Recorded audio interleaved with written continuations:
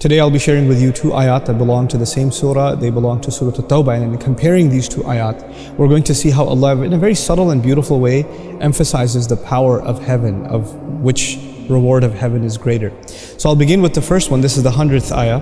وَالسَّابِقُونَ الْأَوَّلُونَ مِنَ الْمُهَاجِرِينَ وَالْأَنصَارِ وَالَّذِينَ اتَّبَعُوهُمْ بِإِحْسَانٍ رَضِيَ اللَّهُ عَنْهُمْ وَرَضُوا عَنْهُ وأعد لهم جنات تجري تحتها الأنهار خالدين فيها أبدا ذلك الفوز العظيم. Those, the first and the foremost who came forward among those who migrated and those who aided, meaning the Meccans and the Medinans, وَالَّذِينَ اتَّبَعُوهُمْ بِإِحْسَانٍ, and all of those that have followed them with excellence, may Allah make us from them. رَضِيَ اللَّهُ عَنْهُمْ وَرَضُوا عَنْهُ, Allah is pleased with them and they are pleased with Him. وَأَعَدَّ لَهُمْ جَنَّاتٍ تَجْرِي تَحْتَهَا الْأَنْهَارِ, and He's prepared for them gardens at the bottoms of which rivers flow. خَالِدِينَ فِيهَا أَبَدًا, they will stay in it forever. ذَلِكَ الْفَوْزُ الْعَظِيمُ, that is the ultimate success. Another ayah from the same surah, Allah says, وَعَدَ اللَّهُ الْمُؤْمِنِينَ وَالْمُؤْمِنَاتِ جَنَّاتٍ تَجْرِي مِنْ تَحْتِهَا الْأَنْهَارِ. Allah has promised believing men and believing women gardens at the bottoms, from right underneath them rivers flow. So the previous ayah was they flow from underneath, but this is right underneath, meaning right at their feet the river is originating. خَالِدِينَ فِيهَا, in which they will remain, وَمَسَاكِنَ طَيِّبَةً, and good and pure, suitable homes that they can find tranquility in. فِي جَنَّاتِ عَدْنٍ, in the gardens of Eden. Previously we were told gardens, now we're being told gardens of Eden, Jannati Adn, so this additional meaning of Adn. وَرِضْوَانٌ مِّنَ اللَّهِ أَكْبَرُ, and great contentment that they will feel from Allah, meaning Allah is incredibly pleased with them, and that is even greater than all of the rewards previously described. ذَلِكَ هُوَ الْفَوْزُ الْعَظِيمُ, that in fact is the ultimate success. So you find this really small shift. You have ذَلِكَ الْفَوْزُ الْعَظِيمُ, which is that is the ultimate success, or that's the great success, versus ذَلِكَ هُوَ الْفَوْزُ الْعَظِيمُ, that is in fact the ultimate success. There's an additional huwa, the dhamir, and what that does is it adds an emphatic tone to this ayah as opposed to the other ayah, both belonging to the same surah. Now if you compare the two rewards of Jannah, you'll find that in this case what Allah has done in fact is He's offered first of all gardens that are more intense in their reward, because rivers aren't just flowing beneath your feet, they start from right under your feet.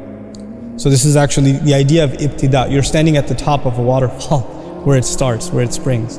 The other thing about, beautiful homes, in the previous ayah you saw that, Allah has promised gardens, but there's no more description.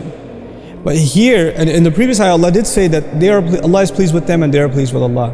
But here He said a great contentment. Ridwan, the noun is used, which is a kind of permanence and, transcendence. The great contentment that they will enjoy from Allah is greater. Akbar. It's greater. It's in fact that Allah is describing that the way Allah will be pleased with them is greater than any other reward they've ever experienced. And once He gets to that, He says, ذَلِكَ هُوَ الْفَوْزُ الْعَظِيمُ, that in fact is the ultimate success. He adds in huwa to this. The point of subtlety and the point that amazes me about these two ayat is they're about 16, 17 ayat apart. Meaning Allah is giving a speech, He says something, 16, 17 ayats later He says something similar. And while you're speaking, to be cognizant of the fact that I described Jannah, and I described it in more emphatic tones, and that was a more emphatic context in which I described something that is far more powerful, and now I'm describing something that is not nearly as powerful. So I should tone it down by just one pronoun. That kind of conscience in speech is impossible. That's just impossible. I can't keep track of what I said and how much I emphasized something. People remember, for instance, think about it like this, people remember what they say. But it's very hard to remember how emphatically they said it.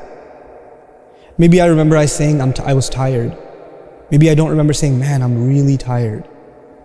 The added emphasis, I just don't remember, I'm not conscious of it. Maybe you can get me to recall, I think I did say something like I was tired, right? My exact words are impossible to remember, even from like 20 minutes ago. It's because people say, my exact words were, and then you play the video and those weren't their exact words. That's their own speech. And that's not even years ago or months ago or days ago, it's minutes ago. It's minutes ago that they can't recall exactly what they said. The Quran takes into consideration exactly how it speaks, and later on as it adds even the most subtle nuance, it adjusts the speech and takes into consideration what was said before so it can be compared with what was said after. Allah says similar things in the Quran. If you read English translation, you'll find things are very, very similar, right? Lots of things are repeated. But when you study the Arabic, you'll find that those similar things are actually just a little bit shifted, just a little bit different. And that little difference is actually where the treasure lies, in appreciating the perfection of the kalam of Allah. May Allah Azza wa Jal give us the ability to appreciate His perfect word. Barakallahu li wa lakum. Assalamu alaikum wa rahmatullahi wa barakatuh.